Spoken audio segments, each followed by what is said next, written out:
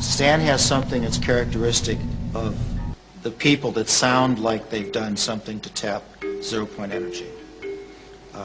Has high frequency, high voltage, and there's a combination of the two at which something occurs. With Chernetsky in Russia, it was what he called a self-sustaining discharge. The tube would run by itself. When Stan gets this effect, the amount of hydrogen and oxygen that are emitted off these two electrodes is a step function. It almost boils the water. If I did this with standard electrochemicals, I need current, and the water should rise a degree every couple of seconds. With Stan's, it'll run for a half hour, and the water temperature hasn't changed. Something's different. Meyer demonstrates this repeatedly without any difficulty, and yet on the face of it, it represents an extraordinary revolution. His measurements over the years suggest 1,700% greater efficiency than conventional electrolysis. And if he's to be believed, he's getting much better results from his latest, still secret invention. Well, I first got involved with Stan Meyer when I went over there with a couple of colleagues to look at his water-splitting device. And so we arrived at Stanley Mayer. He had a demonstration cell. We filled it with tap water. In fact, I did that myself. And he switched it on, and almost instantly the three jaws dropped because of the rate at which the gas poured off. It was quite spectacular. Whatever energy source Stan Meyer had tapped, it was not explicable by the electric power that was going into it. So something was powering it outside of conventional wisdom. There is no question that the gas coming off in such abundance is hydrogen. Meyer ignites it to produce a high-temperature flame able to cut through metal. Stanley Mayer has faced a lot of difficulties. He's 3 times tried to launch the device and produce press conferences, had the technical press round, but he's been almost universally slated. In the early days, very much so, they just ridiculed the whole idea. He's getting a little more notice now because some scientists are getting interested. But by and large, science is very intolerant, particularly modern science. As with Tesla, Griggs and others, Meyer's claims are so far outside the received scientific wisdom that they've been ignored by the majority of the scientific establishment. But then, Meyer has ignored them too. He has poured his energies over the last 10 years into establishing recognition for his claims by getting international patents. In the processing, there was a great deal of difficulty in trying to process the legal paperwork in such a way as to allow the patent office to fully understand what was actually occurring. In one instant, we brought the water fuel cell to Washington, D.C., and of course I had tweaked it in such a way to produce an enormous amount of hydrogen, oxygen, and gas, and the patent examiner said, no, it will not work based on the electrolysis process. And when we turned it on and produced an enormous amount of hydrogen and gas, the examiner finally realized that we were doing exactly that, and went out in the hallway and started screaming and hollering to everybody on the floor, put out all your cigarettes, hydrogen's in the building. So we started laughing and said, well, we certainly convinced everybody in the patent office that we can do what we said we can do. Even so, the US Patent Office dragged their feet for 3 years before granting patents on the hydrogen-producing device. Since then, against massive resistance, he's managed to get patents established throughout Europe and Japan.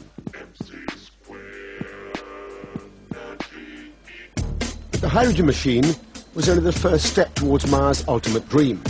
If he gets it right, this application of his technology would change the 21st century in the same way that the Wright brothers and Carl Benz transformed the 20th.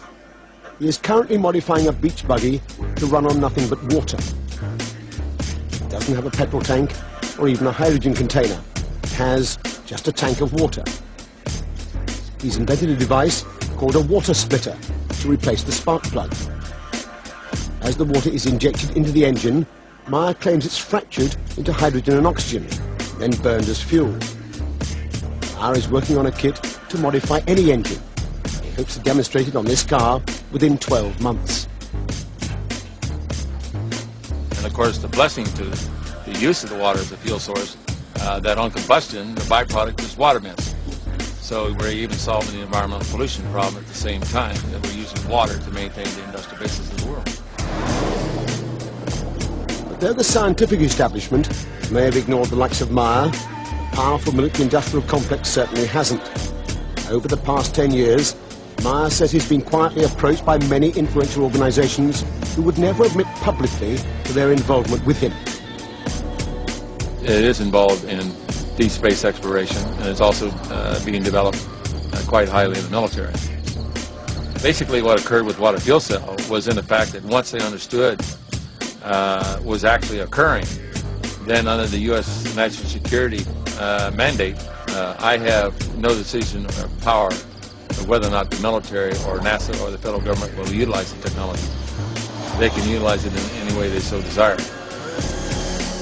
NASA is using every method it can to regain some of its now fading glory. In the face of strong congressional resistance, the days of limitless budget for space exploration have long since gone. As the champion of a new, environmentally friendly energy source, NASA would gain immense support. You have your identification?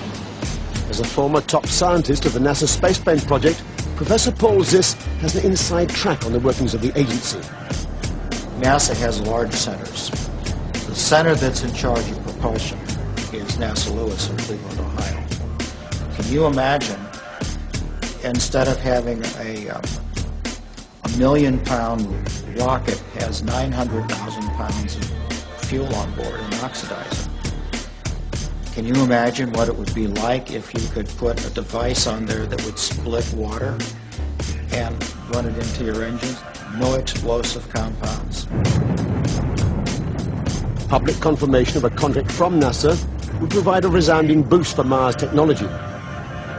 Paul Ziss says it's only in a closed meeting they confirm such an agreement. They're looking for new energy sources. I understand from the people that I've talked with that they have worked with Stan and tried to understand what he's done and given him a contract. I also understand with the bureaucracy in Washington and the congressional oversight as to why they would never admit. When new technology comes in existence, there's a great resistance to it because it can affect a lot of economic factors. In this particular case in the United States, we pay out roughly about $200 billion a year for foreign oil. It's quite obvious that the Arabs would pay $200 billion to try to keep this type of technology out of the economy. And many times over the last decade, I have been offered enormous amounts of money to simply sell out or to sit on it. The Arabs offer me well over $1 billion cold cash, simply to sit on and do absolutely nothing with it. My life has been threatened many times. Of course, I happen to believe in the power of angels. And if I don't believe in the power of angels, I don't believe I'll be around here too long. さて、原油の価格ずっと高い状態が続いていますが、鹿児島市のあるベンチャー企業がある車を開発しました。動力の鍵は水です。この車、ガソリンは一切使いません。こちら先ほど水道から汲んできた普通の水なんですけれども、この車水で走るということですので、早速入れてみたいと思います。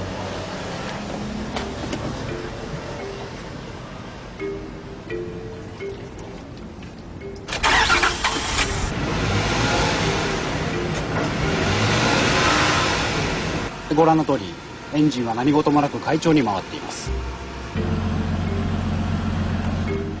排気ガスもほとんどがただの水蒸気。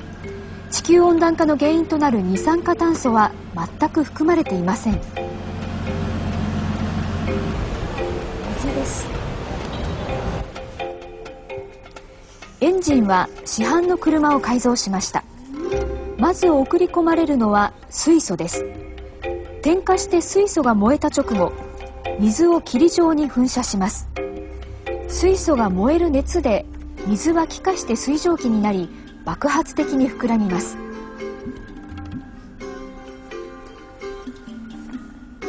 この力を動力として利用しようというのです。水素と水で走るという新しい発想。こうした車が車検証を受けたのは初めてのことです。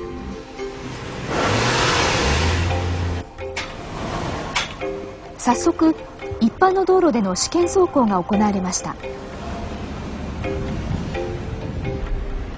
会社側によりますと、満タンの水素タンクで走る距離は150キロ、スピードは時速180キロまで出ます。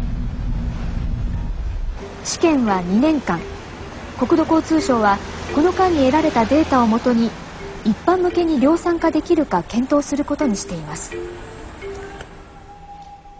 環境にも優しい車でも水素って危なくないですか？気になりますよね。で、国土交通省